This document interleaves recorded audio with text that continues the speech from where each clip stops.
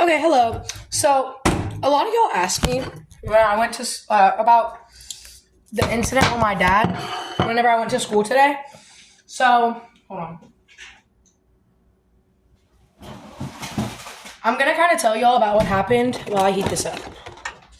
Okay, so what happened was on Sundays I go to my mom's house or I go to the other parent's house.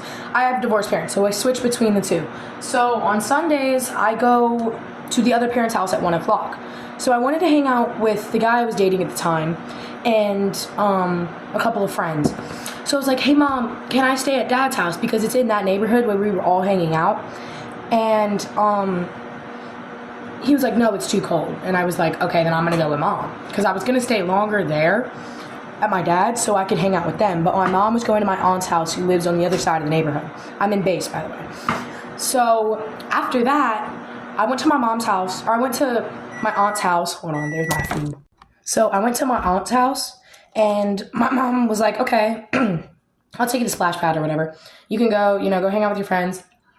And I go, and I'm there for like an hour. It's like 25 degrees outside, and I've got a bunch of layers on and stuff.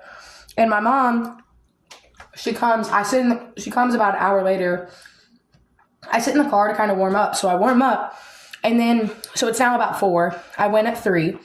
And then at about 5 o'clock, 5:10, my mom, she texts me, she says, okay, I'm on my way. And then my dad texts me, why are you at the park? And I'm like, ooh, I'm not supposed to be here. And my dad's gonna get mad.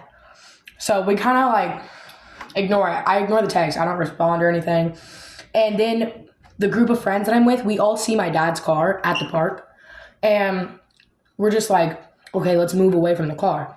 Because we were at the splash pad. My dad was parked in the parking lot. So we move away from the car.